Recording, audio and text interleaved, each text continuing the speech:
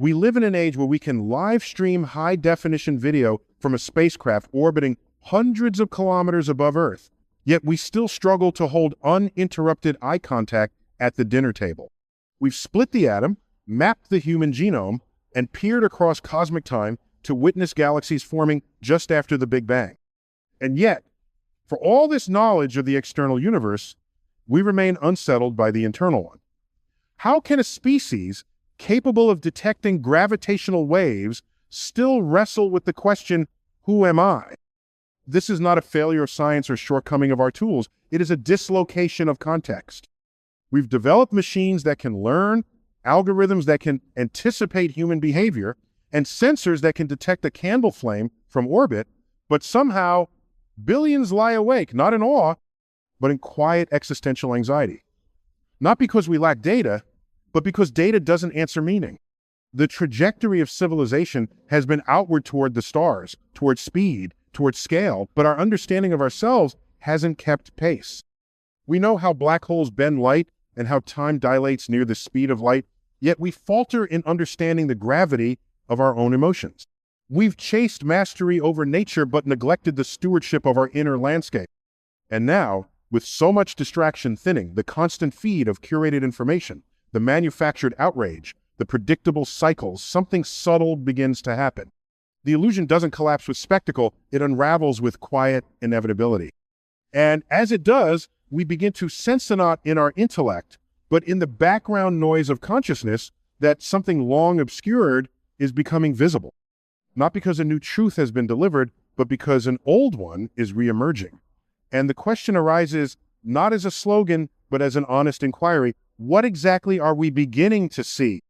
They're beginning to see that the structures they inherited, educational systems, economic frameworks, cultural expectations, weren't necessarily designed with their liberation in mind. These were not the outputs of some universal equation striving toward human fulfillment. Rather, they were the byproducts of historical inertia systems that persist not because they are optimal, but because they are unchallenged. When we tell students to memorize facts instead of question assumptions, when we define identity by statistics and strip nuance into categories, we are not educating, we are encoding conformity. Media, once a window into the world, increasingly functions as a lens that shapes which parts of reality are amplified, which are cropped out, and how one is instructed to emotionally respond. Politics in this equation becomes less about governance and more about the preservation of narrative gravity where truth is no longer discovered, but manufactured for ideological stability. And individuals trapped within this gravitational field of norms and notifications begin to feel an unsettling cognitive dissonance. Life starts to resemble a performance more than a process of discovery. You wear a mask that itches because it doesn't align with your biology. You follow a script that was written by people long gone, shaped by economies and ideologies that assumed your compliance.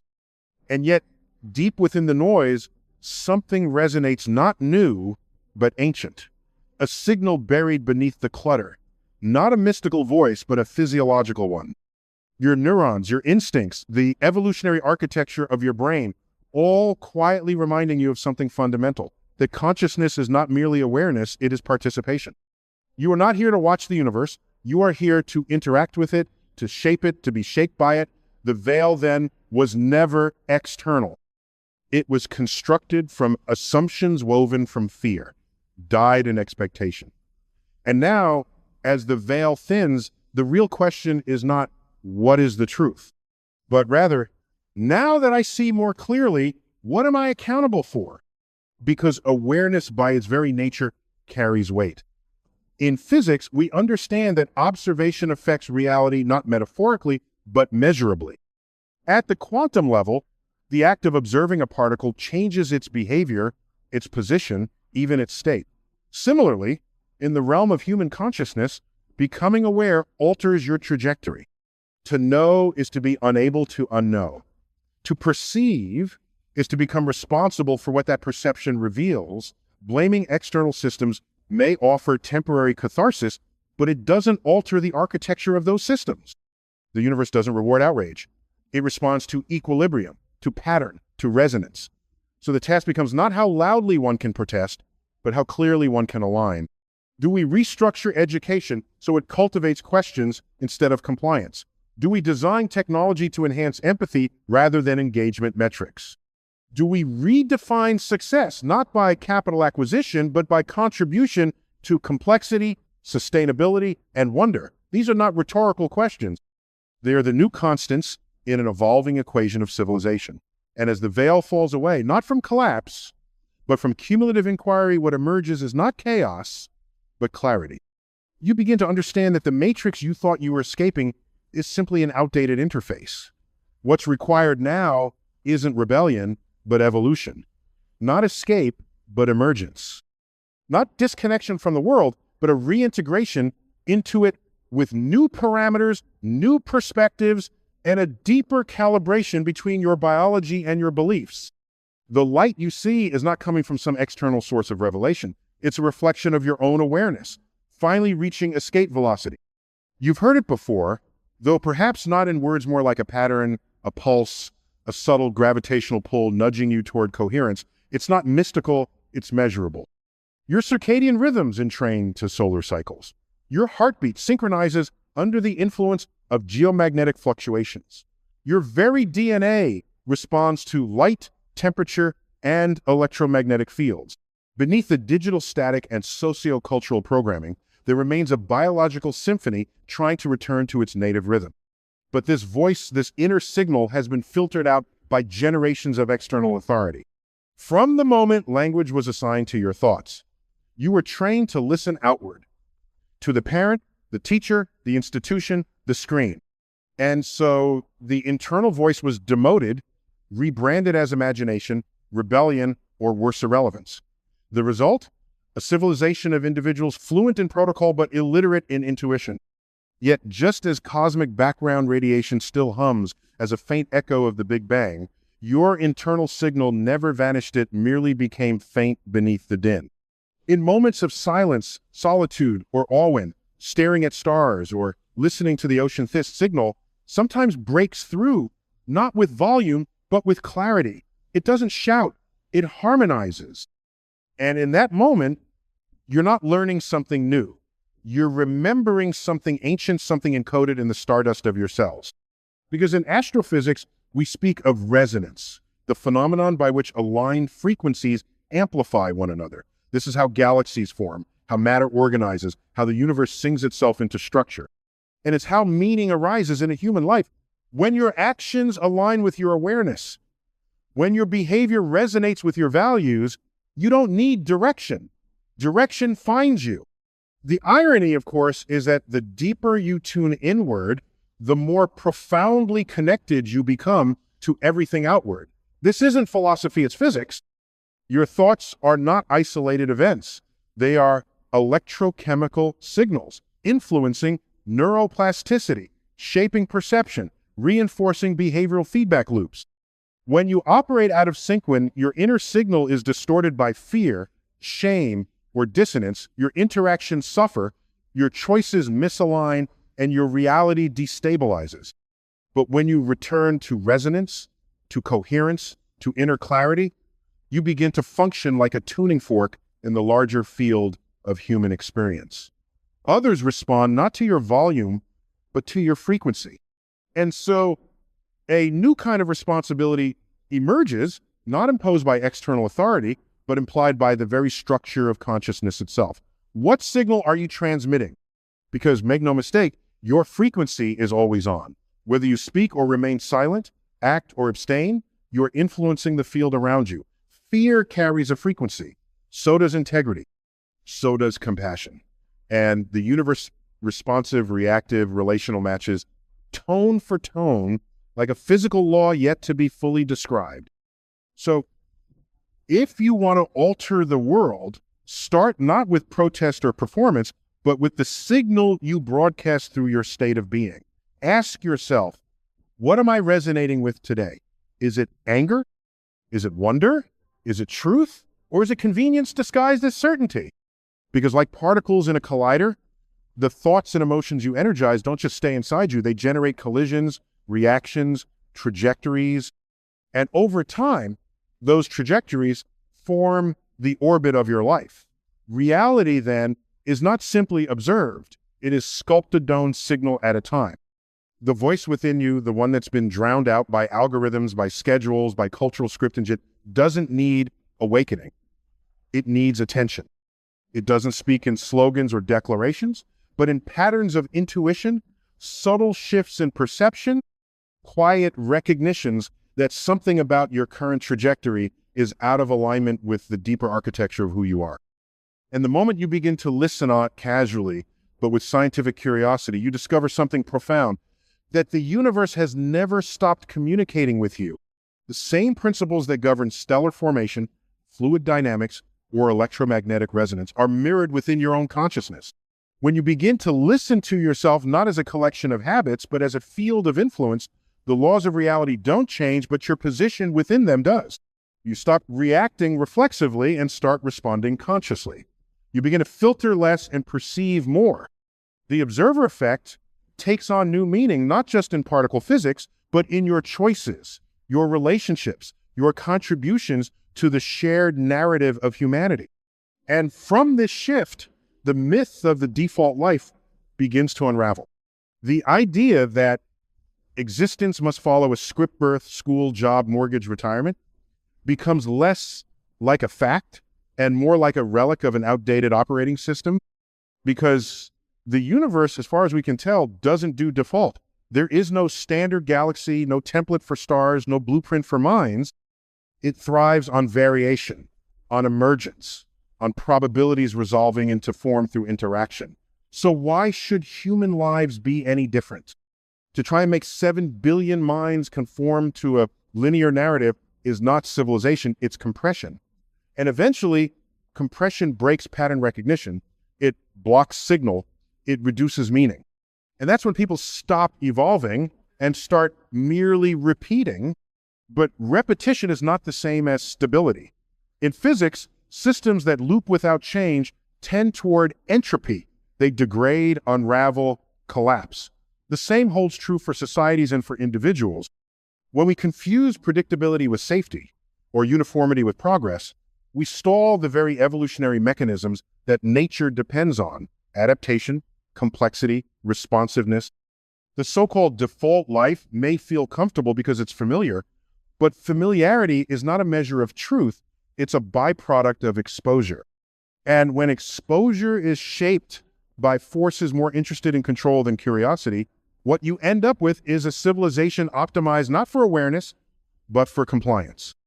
Predictability, after all, makes you easier to manage, easier to market to, easier to analyze. But a universe that thrives on entropy and emergence will not support a species that seeks only to conform. Eventually, the system breaks first, subtly, then visibly. The disconnect between the self you perform and the self you sense becomes intolerable. And that discomfort, that's not dysfunction. That's physics.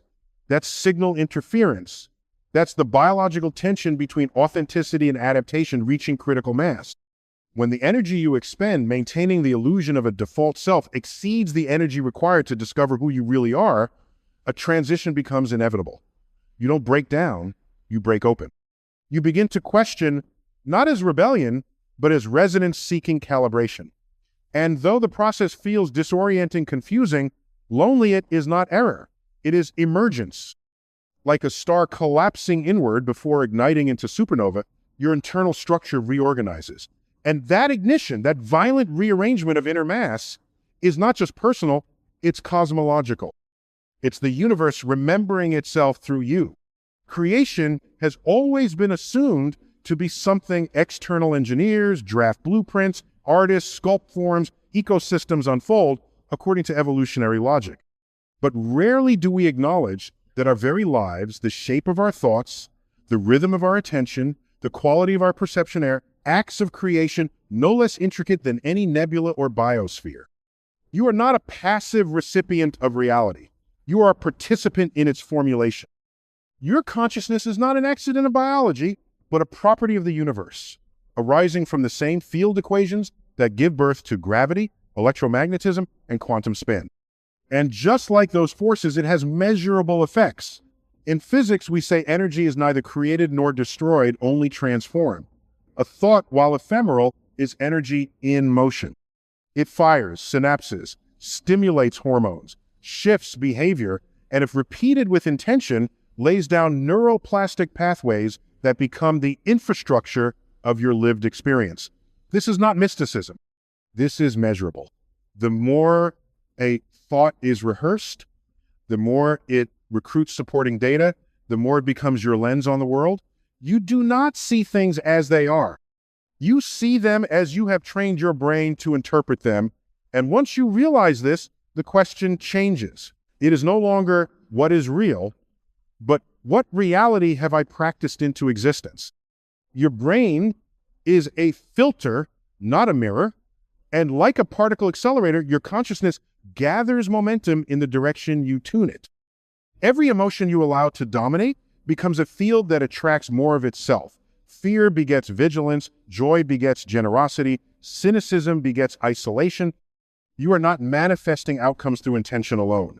You are engineering probability fields by where you invest attention and belief. And probability over time becomes pattern. Most people don't realize they're doing this because the process is invisible, gradual, and self-reinforcing.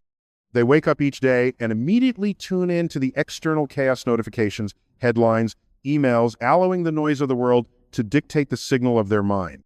This is the cognitive equivalent of entropy. Energy without organization, reaction without intention, and then they wonder why life feels fragmented, unpredictable, devoid of direction. But the truth is, without conscious calibration, your brain defaults to survival heuristics, negativity, bias, social conformity, attention hijacked by novelty rather than relevance. In such a state, your thoughts don't shape reality. They echo the randomness of your inputs. Energy without intention is just noise, and noise over time becomes confusion. To live differently is not to reject science, technology, or structure, but to bring them into conscious alignment, to treat each morning as a recalibration, to begin not by reacting, but by tuning. Ask, what do I want to resonate with today? What kind of force am I becoming? What ripple am I contributing to the field around me? Because clarity in this universe is a force multiplier. When you are clear about your values, your direction, your frequency, you don't just move efficiently, you alter the informational landscape around you. You become gravitational. You attract coherence. You repel distortion, and over time, enough individuals doing this, aligning with intention rather than reaction, will produce not a wave of noise, but a symphony. That's how culture shifts. That's how systems evolve. That's how new worlds are born, not from mass rebellion, but from mass realignment. You don't need to overhaul civilization in a single act. That's not how transformation works, not in nature, not in cosmology, not in consciousness. What you need is to recognize that even the smallest signal you emit on idea, a gesture, a choice, a ripple through time, acquires momentum. The atoms in your body were forged in the furnace of ancient stars, distributed through space by supernovae, caught in the gravitational scaffolding of a young solar system, and ultimately assembled into the nervous system through which you now perceive this very moment. You are not just a byproduct of that story. You are a continuation of it. And yet, despite such an epic ancestry, we've been conditioned to feel small, insignificant, as though our choices vanish into the void. But the void isn't empty. The cosmos is responsive, interconnected. It remembers, not in the way a camera remembers, but in the way a field retains the shape of everything that's passed through it. This isn't romanticism, it's physics. Your presence, your very attention alters probability. And when enough people learn to shape that attention, not through reaction, but through disciplined curiosity and deliberate resonance, the system as a whole responds. The myth of powerlessness evaporates because reality was never imposed upon you. It was always participating with you. So the question now is not whether change is possible. The question is, are you tuned to broadcast what that change requires? In the early 20th century, physicists stumbled upon a phenomenon so strange that even Einstein called it spooky action at a distance. Quantum entanglement revealed that two particles, once connected, could influence each other instantly across any span of space without any observable signal traveling between them. For a long time, this idea remained on the edge of credibility and inconvenient anomaly in an otherwise elegant theory. But the data held, and now we know the universe at its most fundamental level is not a collection of isolated objects, but a web of relationships. Interconnection is not metaphor, it is structure. And so it is with us. We've been taught to view ourselves as self-contained minds in skin-bound bodies, pursuing private goals in a world of strangers. But biology, psychology, and even basic thermodynamics all suggest otherwise. With every breath, you exchange atoms with forests, oceans, and the breath of others. With every word, you alter someone's chemical. State their cortisol, their oxytocin, their nervous system's calibration. The choices you make do not end with you. They are inputs in a global field of feedback and resonance. And so to live as though your actions don't matter, as though your silence is neutral, is to misunderstand your very nature. There is no neutral frequency. Even in stillness, you vibrate. Even in hesitation, you broadcast. Your frequency either stabilizes or destabilizes the field you inhabit. And when you accept that, not as a burden, but as an identity, you stop asking, what difference can I make? And start realizing you are the difference expressed in waveform. Responsibility, then, isn't about doing more, it's about perceiving more accurately. The stars don't apologize for their light. The sun doesn't seek permission to emit energy. They express their nature in accordance with the laws of physics, and in doing so, they shape their surroundings. So must you. To exist is to influence. To become conscious of that influence is to step into a different kind of authorship, not over others, but over the signature you leave on the field of reality. That signature is written in behavior, in belief, in presence. The way you speak to a stranger, the way you respond to discomfort, the way you choose in moments of ambiguity to align with coherence or collapse into chaos. Every action is a microcosmic expression of macrocosmic principles. Gravity doesn't choose to be constant. It simply is. Entropy doesn't waver in its trajectory toward disorder. It unfolds predictably unless something intervenes. Likewise, the culture around you will decay into noise unless individuals begin to radiate order, not rigid control, but structured intention. And intention, once amplified by awareness, becomes influence. The kind of influence that doesn't demand attention, but generates gravity. People sense it, they recalibrate around it, not because you preached, but because you resonated. And resonance, once established, spreads. This is not about being perfect. It's about being precise, aligned, honest in waveform. Because someone, somewhere, right now, is adjusting to the tone you're emanating, whether you know it or not. People often speak of a new Earth as if it were a destination, a geographical relocation, or utopian afterthought just over the metaphysical horizon. But that's a misunderstanding of both science and experience. The world out there is not separate from the structures inside your brain. Every photon that hits your retina is processed, filtered, interpreted through the lens of your expectations, beliefs, and prior neural configurations. You do not perceive reality directly. You construct it. And that construction is not fixed.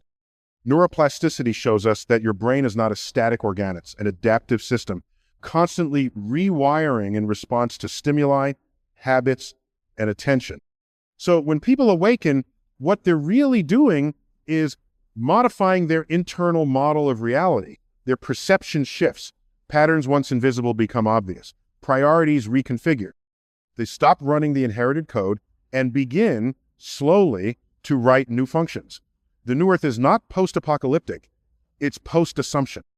It emerges not when the world burns, but when enough individuals stop projecting outdated mental software onto a living universe.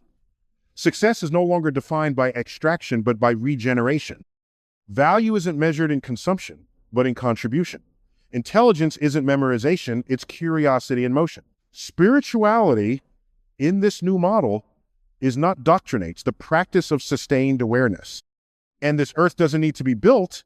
It needs to be embodied by people who live in resonance, not just speak of it, who treat each moment as a node of influence, who recognize that freedom is not granted by systems, but revealed by consciousness.